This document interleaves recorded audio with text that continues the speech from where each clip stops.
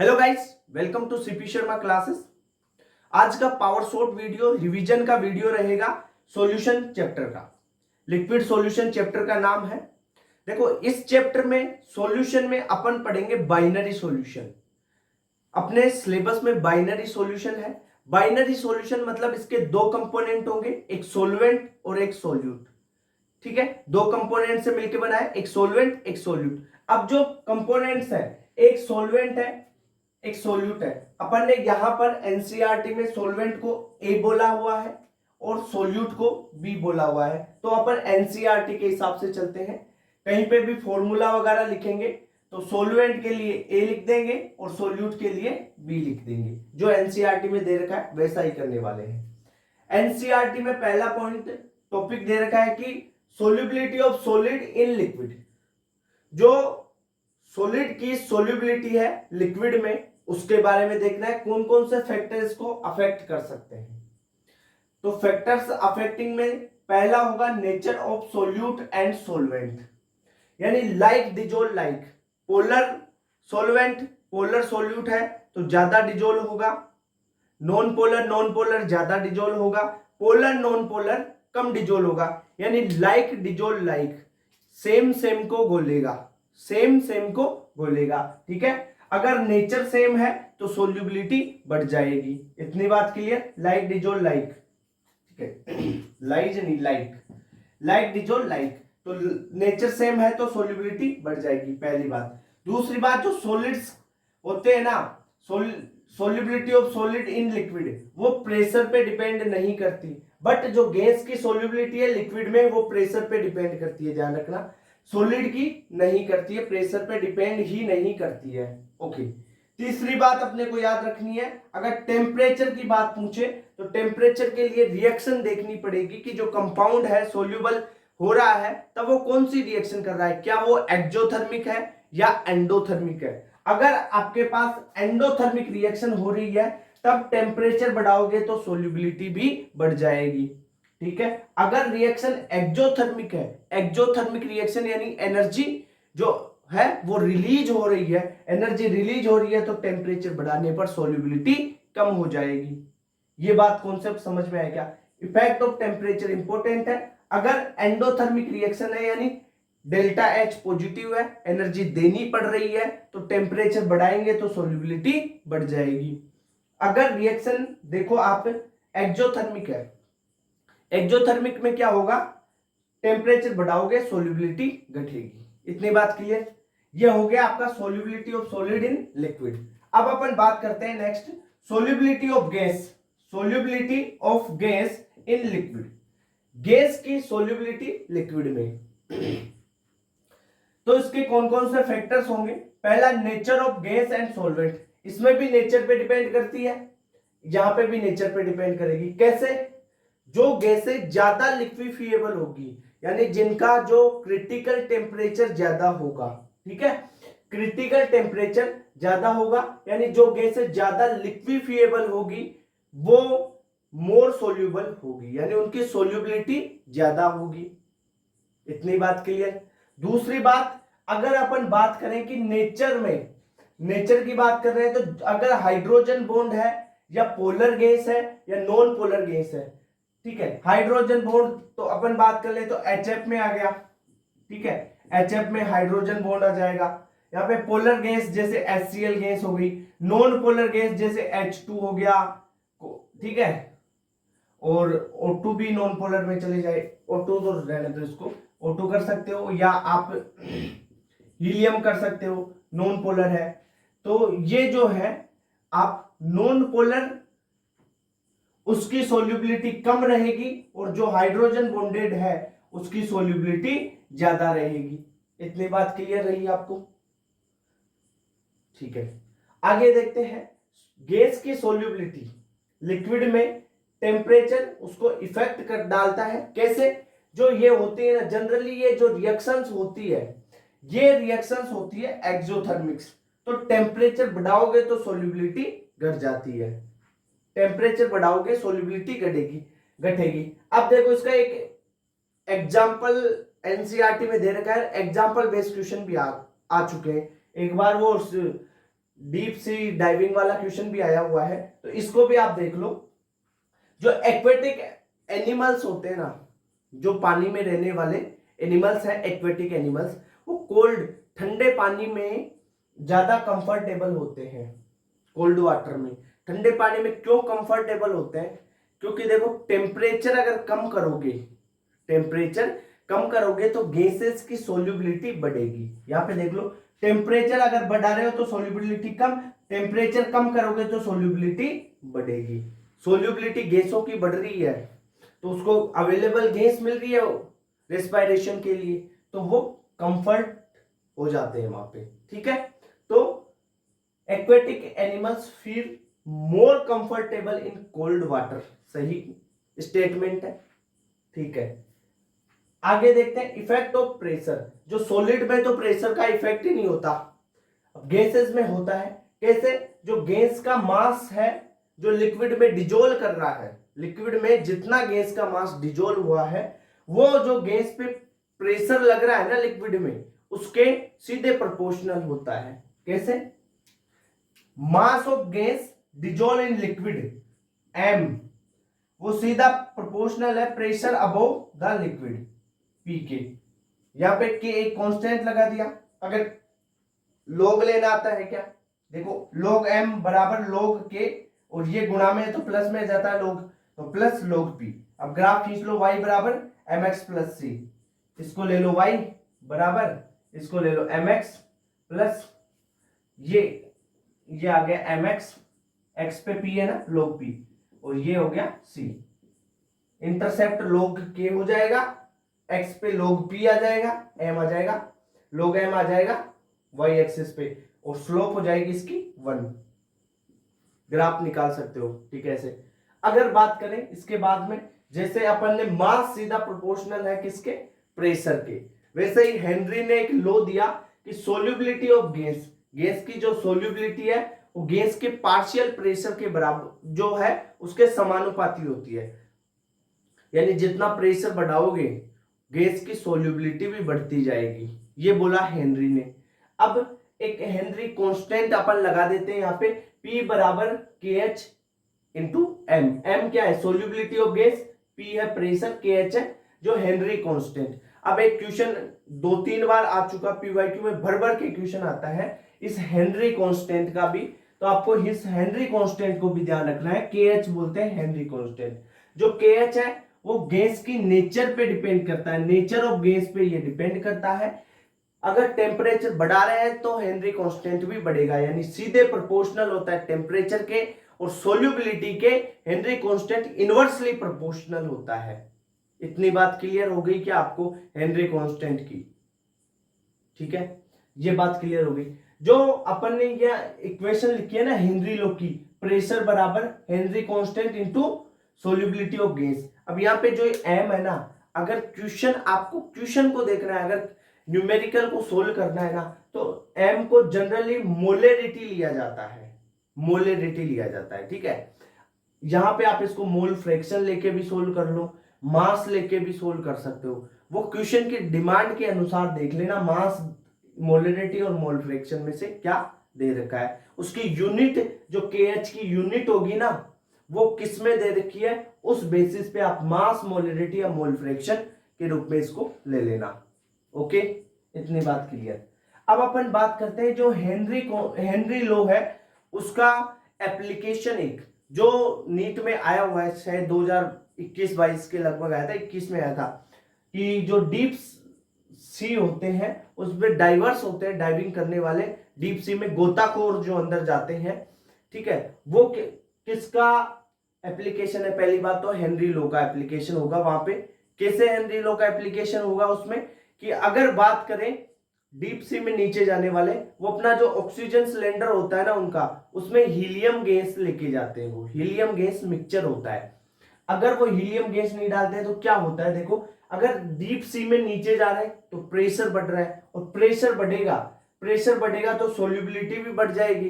Pressure बढ़ा, pressure के सीधे समानुपाती है सोल्यूबिलिटी, प्रेशर बढ़ा सोल्यूबिलिटी बढ़ी।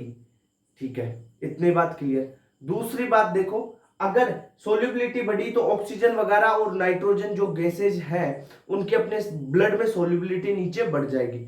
जैसे ही अपन ऊपर आएंगे तो वो रिमूव तो होगी गैसेस ब्लड से। अब वो ब्लड से रिमूव होती है तो बेंड्स के रूप में रिमूव होती है, बेंड्स बनते हैं उनके, और बेंड्स के रूप में ऐसे निकलती है ना तो भाई खतरनाक दर्द होता है शरीर में, बहुत पेनफुल होता है वो। उस पेन को अवॉइड करने के लिए अपन को इनर्ट गैस मिलाई जाती है, जो हीलियम इनर्ट गैस है ना वो मिलाई जाएगी। ओके, इतनी बात क्लियर। सो मिक्सड हीलियम, ये बात हो गई। अब हेनरी को जो लो है उसकी लिमिटेशन क्या है? पहली बात कि जो गैसेज है वो रिएक्ट नहीं करनी चाहिए किसी भी सॉल्वेंट के साथ, यानी एसोसिएशन या डिसोसिएशन गैसेस में नहीं होना चाहिए। जनरली हो जाता है, नॉर्मली अपन बात करें तो सॉल्वेंट के साथ रिएक्शन कर जाती है। हेनरी क्या बोलता है, जो है गैसेस रिएक्ट ही नहीं करनी चाहिए, ऐसा तो नहीं होगा, ये इसका बेक हो गया, तो लिमिटेशन हो गई पहली लिमिट। दूसरी, प्रेशर ज्यादा हाई नहीं होना चाहिए, और तीसरी लिमिटेशन है इसकी, टेम्परेचर इज टू लो, यानी टेम्परेचर ज्यादा कम नहीं होना चाहिए, वेरी लो नहीं होना चाहिए, टेम्परेचर तो कम नहीं होना चाहिए और प्रेशर ज्यादा हाई नहीं होना चाहिए। इतनी बात क्लियर हो गई हेनरी लो के लिए। चलो ठीक है, अब अगर अपन आगे बढ़े तो वेपर प्रेशर दे रखा है एनसीईआरटी में। वेपर प्रेशर होता क्या है? The pressure exerted by a vapour on liquid when they are in equilibrium. अगर कोई कंटेनर ले रखा है, उसमें नीचे बॉईल कर दिया या गर्म कर रहा, उसे गर्म किया आपने मान लो, तो क्या होगा, कुछ वेपर्स बनेगी और वो वेपर्स जाके उस जो सरफेस है लिक्विड की सरफेस पे वापस आके प्रेशर जो एक्सर्ट कर रही है ना वो वेपर प्रेशर कहलाएगा एट इक्विलिब्रियम पे। ठीक है, जो वेपर प्रेशर को कौन कौन से फैक्टर्स हैं वो अफेक्ट करते हैं उनके बारे में देखें तो 3 फैक्टर्स अपन यहाँ पे पढ़ने वाले एनसीईआरटी में दे रखे हैं। पहला है नेचर ऑफ लिक्विड। अगर लिक्विड में इंटरमोलिकुलर फोर्सेस ज्यादा है तो वो वेपर प्रेशर को कम करेगा, विस्कोसिटी ज्यादा है वेपर प्रेशर को कम कर देगा। तो यानी इंटरमोलिकुलर फोर्स किसी लिक्विड में ज्यादा है तो वो वेपर प्रेशर के इनवर्सली प्रोपोर्शनल होते हैं। कौन? इंटरमोलिकुलर फोर्स, पहली बात। दूसरी बात, विस्कोसिटी भी इनवर्सली प्रोपोर्शनल होती है वेपर प्रेशर के। ठीक है, अपन बात करें volatile non volatile in liquids की या इन की, तो नॉन वोलेटाइल, यार वोलेटाइल ही नहीं है तो उसका वेपर प्रेशर कहां से होगा, उसका तो जीरो हो जाएगा नॉन वोलेटाइल का। तो वेपर प्रेशर नॉन वोलेटाइल का सबसे कम जीरो। ठीक है, लो वोलेटाइल यानी थोड़ा कम वोलेटाइल है तो उसका वेपर प्रेशर तो होगा पर वो हाई वोलेटाइल से कम होगा। तो सबसे ज्यादा हाई वोलेटाइल का वेपर प्रेशर, फिर आ जाएगा लो वोलेटाइल का, और फिर सबसे कम नॉन वोलेटाइल का। ओके, इतनी बात क्लियर। वेपर प्रेशर क्या टेम्परेचर पे डिपेंड करता है? सर जो वेपर प्रेशर होता है ना, ओनली टेम्परेचर बढ़ाओगे ना तभी वो बढ़ता है। ठीक है, ओनली टेम्परेचर बढ़ाओगे तो ही बढ़ेगा। तो वेपर प्रेशर सीधे प्रोपोर्शनल होता है टेम्परेचर के। यहां पे एक इक्वेशन भी आती है, क्लासियस क्लेपेरॉन इक्वेशन, जहां से क्वेश्चन न्यूमेरिकली बनता है। तो उसके लिए क्या है, क्लासियस क्लेपेरॉन इक्वेशन क्या है, लॉग में लिख लो या ln नेचुरल लॉग में लिख लो, ln p2 by p1, ln p2 by p1 बराबर डेल्टा h बाई r वर्किट में 1 by t1 minus 1 by t2। ठीक है, ये क्लासियस क्लेपेरॉन इक्वेशन है। ओके, अगर बात करें वेपर प्रेशर और बॉइलिंग पॉइंट में रिलेशन की, तो वेपर प्रेशर इनवर्सली प्रोपोर्शनल होता है बॉइलिंग पॉइंट के, यानी बॉइलिंग पॉइंट बढ़ाओगे तो वेपर प्रेशर घटेगा, वेपर प्रेशर बढ़ा तो बॉइलिंग पॉइंट घटा। ओके, इतनी बात क्लियर। चलो ठीक है, नेक्स्ट अपन बात करें addition of non volatile solute. अब देखो नॉन वोलेटाइल सोल्यूट यहाँ पे कौन कौन से होंगे, जैसे आपने बात की यूरिया, यूरिया हो गया, शुगर हो गया, ये सब क्या होते हैं, नॉन वोलेटाइल सोल्यूट होते हैं। अगर किसी भी कंपाउंड में आप क्या करो, नॉन वोलेटाइल सोल्यूट मिलाओगे तो वेपर प्रेशर तो कम ही होगा ना यार। भाई नॉन वोलेटाइल सोल्यूट मिला रहे हो, ये जिसकी वेपर प्रेशर नॉन वोलेटाइल का सबसे कम हो जाएगा, जीरो ही होता है वेपर प्रेशर, वो मिला रहे हो तो भाई पूरे कंपाउंड का ही कम कर देगा वो तो। ठीक है, तो वेपर प्रेशर डिक्रीज होता है नॉन वोलेटाइल कंपाउंड मिलाने पर, सोल्यूट मिलाने पर। ठीक है, एक बात ध्यान रखना, जो वेपर प्रेशर है वो सरफेस एरिया पे डिपेंड नहीं करता। आप सोचोगे कि अगर मैं किसी बाउल का सरफेस एरिया ज्यादा ले लूं तो वेपर प्रेशर ज्यादा हो जाएगा या कम हो जाएगा, ऐसा कुछ नहीं होता है। वेपर प्रेशर सरफेस एरिया पे डिपेंड नहीं करेगा, वो टेम्परेचर पे डिपेंड कर रहा है, ठीक है।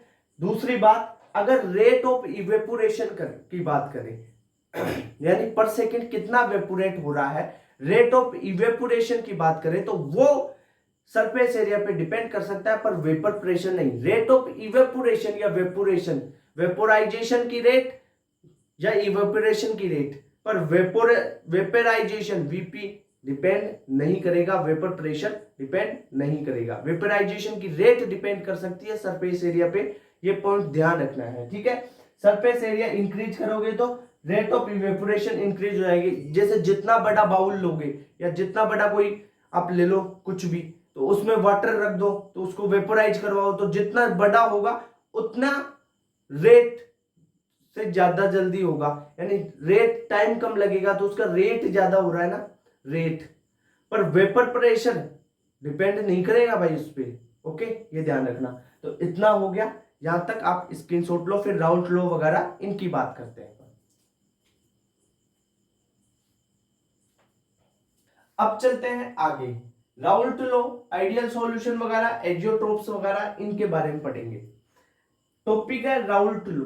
राउल्ट लॉ आपको एक्सप्रेशन क्या है कि जो ए का पार्शियल प्रेशर है वो मोल फ्रैक्शन ऑफ ए के प्रोपोर्शनल होता है, जो बी का पार्शियल प्रेशर है वो बी के मोल फ्रैक्शन के प्रोपोर्शनल होता है। उस प्रोपोर्शनल को उठाने के लिए एक कांस्टेंट जो पी नोट ए है वो लगा देते हैं। पी नोट ए क्या है, जो प्योर फॉर्म में पार्शियल प्रेशर ऑफ ए और प्योर फॉर्म में पार्शियल प्रेशर ऑफ बी है। तो यहां से क्वेश्चन बनता है न्यूमेरिकली पी ए और पी नोट ए दिया हुआ हो, एक्स ए दिया हुआ हो, पी ए पूछ लेता है, या पीबी के लिए पूछा जा सकता है। तो ये दो फॉर्मूले आपको याद होंगे।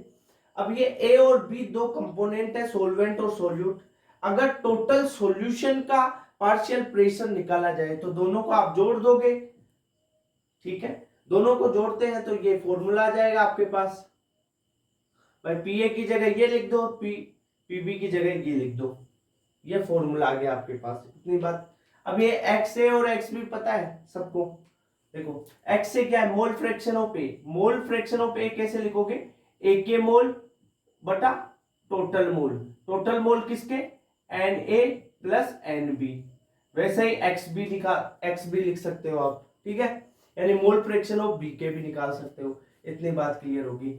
जो राउल्ट लॉ है वो हेनरी लॉ का एक स्पेशल केस होता है। ये स्टेटमेंट एनसीईआरटी की है, पता रहना चाहिए, ठीक है। हिडन सारी स्टेटमेंट भी लेके आया हूं यहाँ पे, ओके। ये तो था एक्स ए और X B mole fraction in solution, liquid phase में थे ये। एक्स ए और एक्स बी किस में थे, लिक्विड फेज में। अगर यहाँ पे वेपर फेज दे रखी हो आपको तब क्या फॉर्मूला लगाओगे, तो वाई ए और वाई बी वेपर फेज में मोल फ्रैक्शन है, ए की और बी की वेपर फेज में मोल फ्रैक्शन वाई ए और वाई बी है। वाई ए क्या है, mole fraction of A in vapour phase, Y B क्या है, mole fraction of B in vapour phase, okay. Formula क्या हो जाएगा, वाई ए होता है पी ए बटा पी एस, यानी P naught A X A बटा पी एस, ठीक है। ये पीबी का, वाई बी का फॉर्मूला होगा पीबी बटा पी एस। पीबी को क्या लिख सकते हैं, यहां से P naught B X B लिख सकते हो, ठीक है। ये बात क्लियर होगी। अब अपन आते हैं आइडियल सॉल्यूशन पे। जो आइडियल सॉल्यूशन होते हैं वो इस राउल्ट लॉ को फॉलो करते हैं। राउल्ट लॉ को फॉलो करेंगे तो राउल्ट लॉ को फॉलो किया तो जो सॉल्यूशन का टोटल प्रेशर, पार्शियल प्रेशर क्या होगा, पी नोट ए एक्स ए, यानी पी ए का पार्शियल प्रेशर प्लस पीबी का पार्शियल प्रेशर के बराबर होगा, ठीक है। जो सोल्यूट में फोर्स ऑफ अट्रैक्शन होगा वो बराबर होगा सोल्वेंट में, और सॉल्यूशन में सोल्वेंट में फोर्स ऑफ अट्रैक्शन लग रहा है, वो सोल्यूट के फोर्स ऑफ अट्रैक्शन और सॉल्यूशन के फोर्स ऑफ अट्रैक्शन के बराबर हो जाएगा। आइडियल सॉल्यूशन की बात कर रहे हैं अपन। इसमें जो डेल्टा एच मिक्सचर का होगा वो भी जीरो होगा, वॉल्यूम में चेंज भी मिक्सचर का होगा वो जीरो होगा। हमेशा एक बात आपको याद रखनी है, गिब्स एनर्जी में चेंज नेगेटिव होता है स्पॉन्टेनियस के लिए हमेशा, और डेल्टा एस यानी एंट्रोपी में चेंज मिक्सचर का पॉजिटिव होगा। ये तो हमेशा सारे में होगी, जैसे पॉजिटिव डेविएशन में भी यही रहेगा, नेगेटिव में भी यही रहेगा। ठीक है, डेल्टा जी और एस का वैल्यू, इतनी बात क्लियर, ये चेंज नहीं होगा। अब अपन बात करते हैं आइडियल सॉल्यूशन के एग्जांपल, जैसे कोई होमोलोगस सीरीज उठा लो, वो भी आइडियल सॉल्यूशन का एग्जांपल हो गया। जैसे बेंजीन टोलुइन ले लो, हेप्टेन ऑक्टेन हो गया, C2H5Br C3H7Br, सिंपल सिंपल जो कंपाउंड होंगे होमोलोगस और एक जैसे नेचर वाले, वो जाएंगे किसमें, आइडियल सॉल्यूशन में। अब बात करें non ideal solution. Non ideal solution क्या होते हैं, राउल्ट लॉ को तो फॉलो करते ही नहीं है, राउल्ट लॉ को फॉलो नहीं कर देंगे तो क्या होगा, इनका जो डेल्टा एच मिक्सचर है एंथैल्पी में चेंज होगा वो जीरो नहीं होगा, वॉल्यूम में चेंज जीरो नहीं होगा, पर ध्यान रखना डेल्टा जी मिक्सचर का नेगेटिव होता है, हमेशा नेगेटिव होगा, डेल्टा एस पॉजिटिव होगा। इतनी बात क्लियर। फोर्स ऑफ अट्रैक्शन जो सॉल्वेंट है या सोल्यूट में है या सॉल्यूशन में है, तीनों बराबर नहीं होंगे, इतनी बात ठीक है। ओके, फोर्स ऑफ अट्रैक्शन या फोर्स ऑफ इंटरेक्शन भी बोल सकते हैं आप। अब आते हैं जो नॉन आइडियल सॉल्यूशन होते हैं ना, ये दो टाइप के हो गए, एक तो पॉजिटिव डेविएशन हो गया राउल्ट लॉ में, या एक नेगेटिव डेविएशन हो जाए राउल्ट लॉ में। अब पॉजिटिव डेविएशन में क्वेश्चन क्या, देखो इनमें जनरली क्वेश्चन पूछा जाता है आपका एग्जांपल्स का, ठीक है, और थोड़ी बहुत ये बातें ध्यान रखना, एच मिक्स वाला जी मिक्स वाला ये, ठीक है। Positive deviation from Raoult law, positive deviation में क्या होगा, जो ये इनमें फोर्स ऑफ अट्रैक्शन होगा ना वो तो होगा स्ट्रॉन्ग, और ए और बी में मतलब सॉल्यूशन वाला है, इसमें फोर्स ऑफ अट्रैक्शन वीक हो जाएगा। अगर बात करें टोटल सॉल्यूशन के लिए पार्शियल प्रेशर की, वो ज्यादा होगा किससे, दोनों कंपोनेंट के पार्शियल प्रेशर से, ठीक है। Delta H mix positive, delta we mix भी पॉजिटिव, गिब्स फ्री एनर्जी में चेंज होगा नेगेटिव, और डेल्टा एक्स यानी एंट्रोपी में चेंज होगा पॉजिटिव। ये तो हमेशा ऑलवेज आप देखोगे कहीं पे भी ये स्पॉन्टेनियस रिएक्शन है ना, तो ये सेम रहेगा चीज, यहाँ पे भी सेम है, यहाँ पे भी सेम है, यहाँ पे भी सेम है, यहाँ पे भी सेम रहेगा। ओके, चेंज ये delta H mix volume mix में है ना, जो एंट्रोपी है, और डेल्टा जी यानी गिब्स फ्री एनर्जी, वो चेंज स्पॉन्टेनियस के लिए नेगेटिव, ये पॉजिटिव रहेगा, ठीक है, ये चेंज नहीं हो रहा है। बात करें इसके एग्जांपल, जैसे आप रख लो ए से, ए एसीटोन और एल्कोहल, यहाँ पे लगाए जाओ, एसीटोन के साथ एल्कोहल, एल्कोहल के साथ वाटर, एसीटोन के साथ बेंजीन और एसीटोन के साथ CH2, ठीक है, कार्बन डाइसल्फाइड। अब बात करते हैं negative deviation from Raoult law. Raoult law में नेगेटिव डेविएशन क्या होगा, मतलब जो फोर्स ऑफ अट्रैक्शन होगा किसका, एक सोल्वेंट या सोल्यूट का, वो वीक होगा, किसके, सॉल्यूशन के, सॉल्यूशन वाला फोर्स ऑफ अट्रैक्शन स्ट्रॉन्ग होगा। तब क्या होगा, जो सॉल्यूशन का फोर्स ऑफ अट्रैक्शन स्ट्रॉन्ग होगा तो पार्शियल प्रेशर होगा ना सॉल्यूशन का, वो कम हो जाएगा कंपोनेंट्स से, तो पार्शियल प्रेशर सॉल्यूशन का कम हो गया इसके कंपोनेंट्स से। इतनी बात क्लियर। बात करें डेल्टा एच मिक्स की, वो हो गया नेगेटिव, डेल्टा जी और डेल्टा एस तो ये नेगेटिव और पॉजिटिव ये तो सेम रहेंगे। डेल्टा वॉल्यूम चेंज मिक्सचर का नेगेटिव रहेगा। एग्जांपल्स याद कर लो, एग्जांपल्स में से याद कर लो, जैसे कोई एसिड बेस आ गया, उसका वाटर के साथ सॉल्यूशन हो गया, वो नेगेटिव डेविएशन शो करता है, ठीक है, या एसिड बेस का सॉल्यूशन आ गया, वो भी नेगेटिव डेविएशन शो करता है। जैसे HNO3 और वाटर यानी एसिड और वाटर हो गया, फिनोल और एनिलीन, फिनोल और एनिलीन हो गया, CHCl3 और एसीटोन हो गया। ये बात होगी इसके एग्जांपल्स की। अब बात करें, देखो इनके एग्जांपल्स याद हो गए ना, तो आपको एजियोट्रोप्स के भी एग्जांपल याद हो जाएंगे। एक बार ये चीजें याद कर लेना एग्जांपल, उसके एग्जांपल की आप बता दूंगा कैसे याद करना है, ठीक है। एजियोट्रोप्स क्या होते हैं कि जिनका कांस्टेंट बॉइलिंग पॉइंट होता है, और ये सेपरेट नहीं हो सकते फ्रैक्शनल डिस्टिलेशन से, पहली बात। दूसरी बात, इनका कांस्टेंट बॉइलिंग पॉइंट होता है, ये तो याद रखना ही है। ये दो टाइप के होंगे, एक तो मिनिमम बॉइलिंग पॉइंट वाले एजियोट्रोप, एक होते हैं मैक्सिमम बॉइलिंग पॉइंट वाले। मिनिमम बॉइलिंग पॉइंट वाले एजियोट्रोप होंगे ना, उनका वेपर प्रेशर ज्यादा होगा, बॉइलिंग पॉइंट कम होगा। ध्यान रखना। देखो कैसे याद रखोगे, वेपर प्रेशर इनवर्सली प्रोपोर्शनल होता है बॉइलिंग पॉइंट के, यानी वेपर प्रेशर बढ़ाओगे तो बॉइलिंग पॉइंट कम होगा। ठीक है। अब यहाँ पे मिनिमम बॉइलिंग पॉइंट कर रहे हैं अपन। मिनिमम बॉइलिंग पॉइंट यानी बॉइलिंग पॉइंट लो है तो वेपर प्रेशर हाई हो गया। मिनिमम बॉइलिंग पॉइंट के एग्जांपल कौन से हैं? जो भी एग्जांपल है ना पॉजिटिव डेविएशन के, ये पॉजिटिव डेविएशन के जितने भी एग्जांपल है वो मिनिमम बॉइलिंग पॉइंट एजियोट्रोप के एग्जांपल है, जितने भी हैं वो सारे टोटल। ठीक है। अब बात करें maximum boiling azeotrope. Maximum boiling यानी बॉइलिंग पॉइंट ज्यादा है जो और कंपोनेंट्स है ना उनसे। हाई किससे है भाई? जिसमें दो कंपोनेंट मिला के तीसरा सॉल्यूशन बन रहा है ना, वो तीसरा, तो वो जो दो कंपोनेंट इसमें मिलाए हैं उनसे ज्यादा होगा। ठीक है। और वेपर प्रेशर कम हो जाएगा।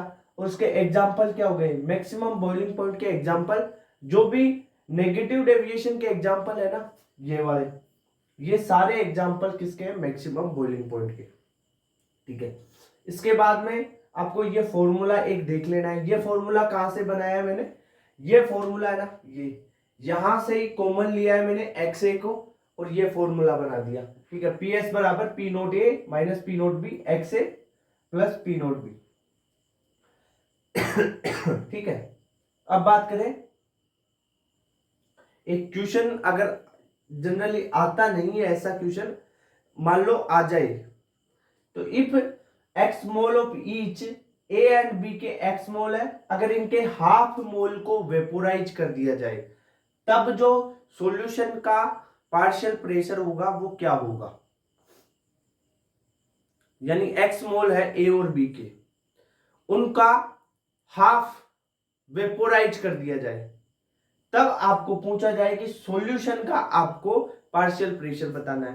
तब सॉल्यूशन का पार्शियल प्रेशर होगा under root of P naught A into P naught B, यानी P naught A pure form में A का पार्शियल प्रेशर और प्योर फॉर्म में B का पार्शियल प्रेशर का रूट। ओके, इतनी बात क्लियर हुई। अब कोलिगेटिव प्रॉपर्टीज वगैरह, वन टॉप फैक्टर, इन पे चलते हैं। तो इसका स्क्रीनशॉट लो एक बार। सॉल्यूशन चैप्टर में सबसे इंपॉर्टेंट पॉइंट है कोलिगेटिव प्रॉपर्टी और वन टॉप फैक्टर, उस पर चर्चा करते हैं। देखो, जो कोलिगेटिव प्रॉपर्टी है वो चार है। Relative lowering in vapour pressure, relative lowering यानी लोअरिंग नहीं, सीधा लोअरिंग इन वेपर प्रेशर नहीं, रिलेटिव होना चाहिए वो, relative lowering in vapour pressure, elevation in boiling point, depression in freezing point और ऑस्मोटिक प्रेशर। ये चार कोलिगेटिव प्रॉपर्टी अपने को पढ़नी है, यानी मेनली इनके फॉर्मूला क्या होंगे और फिर लास्ट में पढ़ेंगे कि वन टॉप फैक्टर आ गया तो इनके फॉर्मूला पे क्या इफेक्ट पड़ जाएगा। ओके, तो relative lowering in vapour pressure की बात करें तो रिलेटिव लोअरिंग होती है P note minus PS upon P note. ये है relative lowering in vapour pressure. ये होती है मोल फ्रैक्शन ऑफ B के बराबर, और मोल फ्रैक्शन ऑफ B क्या होगा? मोल्स ऑफ B बटा मोल्स ऑफ टोटल, यानी Na प्लस NB के बराबर। अब यहां पे अगर एक इस फॉर्मूले को अगर सिंपल करना चाहे तो क्या होता है? P नोट माइनस PS लिखे अपन, P नोट माइनस PS लिखे बटा PS कर दे, यहाँ पे P नोट लिखा हुआ है बटे में, यहाँ पे PS कर दे तो ये NB by Na correct formula आ जाता है। ओके, इतनी बात क्लियर। यहां पे अगर NB बटा Na की वैल्यू आप जो मोलरिटी है उससे सब्स्टिट्यूट करना चाहो, मोलरिटी से सब्स्टिट्यूट करना चाहो तो कैसे होता? मोलरिटी स्मॉल m है, ये स्मॉल m बराबर है NB बटा Na इंटू 1000 बटा Ma होता है। ठीक है। A का मतलब है यहाँ पे क्या है? A का मतलब है सोलवेंट और B का मतलब है सोल्यूट। इतनी बात क्लियर। अब बात करें एलिवेशन इन बॉइलिंग पॉइंट। अगर एडिशन करते हैं नॉन वोलेटाइल सोल्यूट को किसी वोलेटाइल सॉल्वेंट में तो वेपर प्रेशर डिक्रीज होगा, और आप जानते हैं वेपर प्रेशर इनवर्सली प्रोपोर्शनल होता है किसके? बॉइलिंग पॉइंट के, यानी वेपर प्रेशर अगर डिक्रीज हुआ तो बॉइलिंग पॉइंट इंक्रीज होगा, इसलिए बोलते हैं एलिवेशन इन बॉइलिंग पॉइंट। कैसे एलिवेशन हुआ?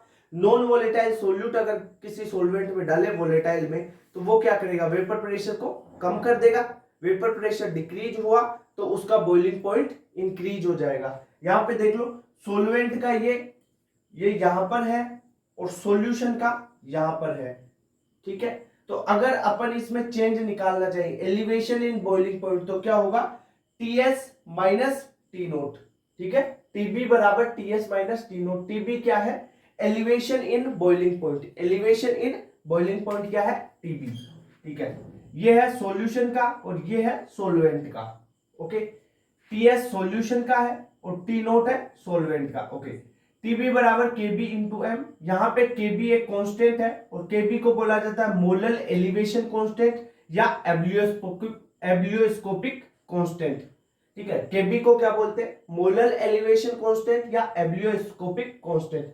यहाँ पे भी जो स्मॉल एम है ये मोलरिटी होती है। मोलरिटी का फॉर्मूला हो गया WB यानी weight of solute, weight of solute बटा molar mass of solute into 1000 बटा वेट ऑफ सोलवेंट। ए का सोलवेंट और बी सोल्यूट। इतनी बात क्लियर। अगर यहाँ पे इस स्मॉल एम की वैल्यू है ये यहाँ पे रख दे तो फॉर्मूला आपके पास ये फाइनल फॉर्मूला आ जाएगा और ये आपको वैल्यू देगा। क्वेश्चन इस पे आता है, ठीक है। केबी की वैल्यू जनरली दी हुई होती है, अगर नहीं दी हुई हो तो R gas constant, T temperature से आप निकाल सकते हो टेम्परेचर का स्क्वायर बटा 100 इंटू एल वेपोराइजेशन यानी latent heat of vaporisation. LV का मतलब है लेटेंट हीट ऑफ वेपोराइजेशन। इतनी बात क्लियर। चलो आगे बढ़ते हैं। अब बात करें डिप्रेशन इन फ्रीजिंग पॉइंट। अगर नॉन वोलेटाइल सोल्यूट अपन ऐड करते हैं तो वेपर प्रेशर कम होगा और वेपर प्रेशर सीधा प्रोपोर्शनल है फ्रीजिंग पॉइंट, यानी फ्रीजिंग पॉइंट पे डायरेक्ट इफेक्ट डालेगा। ये जैसा इस पे इफेक्ट होगा वैसा ही फ्रीजिंग पॉइंट पे इफेक्ट होगा। तो वेपर प्रेशर कम हुआ तो फ्रीजिंग पॉइंट भी कम हो जाएगा। ये देख लो ग्राफ, ये सोलवेंट का है और नीचे ये सॉल्यूशन का है, ठीक है। सोलवेंट ये सॉल्यूशन का टीएस ये टी नोट किसका है सोलवेंट का, ओके। तो इसके लिए ये अगर ये गैप निकालना चाहे इस गैप को क्या बोल देंगे डेल्टा टीएफ। और डेल्टा टीएफ क्या होगा T naught minus TS. T naught ज्यादा है ना, T naught minus TS, T naught है सोलवेंट का, ओके। तो क्या होगा डेल्टा टीएफ यानी डिप्रेशन इन फ्रीजिंग पॉइंट बराबर टी नोट, जो टी नोट है सोलवेंट का माइनस सॉल्यूशन का फ्रीजिंग पॉइंट, ओके। तो डेल्टा टीएफ बराबर केएफ इंटू एम। केएफ क्या है मोलर डिप्रेशन कांस्टेंट, ये वाला डिप्रेशन नहीं है, मोलर डिप्रेशन कांस्टेंट है या इसे क्रायोस्कोपिक कांस्टेंट बोलते हैं। और जो केबी था ना उसको एब्लियोस्कोपिक कांस्टेंट बोलते हैं, ठीक है। और केएफ को क्रायोस्कोपिक कांस्टेंट, ठीक है। वही एम है मोलैलिटी, मोलैलिटी, ठीक है। मोलैलिटी इसका फॉर्मूला आप यहां पे रख दो, पुट कर दो वैल्यू। केएफ है ना, इसकी एक बात ध्यान रखना, यहां से भी क्वेश्चन आ सकता है कि जो केएफ है वो किस पे डिपेंड करता है, डिपेंड ऑन सोलवेंट, बस ओनली एंड ओनली सोलवेंट पे, ओके। इतनी बात क्लियर हुई। अब आगे बढ़ते हैं ऑस्मोटिक प्रेशर। ऑस्मोटिक प्रेशर में ऑस्मोटिक प्रेशर को पाई से डिनोट किया है। सी यहाँ पे मोलरिटी है, आरटी पाई बराबर सी आरटी। मोलरिटी को मोल बटा वॉल्यूम से लिख सकते हैं ना, तो मोल बटा वॉल्यूम इंटू आरटी हो गया, ओके। मोल बटा वॉल्यूम को क्या लिख सकते हो वेट बटा मोलर मास इंटू आरटी बटे में वॉल्यूम आ गया। ये हो गया इसका फॉर्मूला। अब मेन चीज आती है वांट ऑफ फैक्टर। देखो ये फॉर्मूले आपको डायरेक्ट लगा सकते हो। अगर वांट ऑफ फैक्टर दिया हुआ है तब ये फॉर्मूलों में आई से गुणा कर देना। आई का मतलब है वांट ऑफ फैक्टर।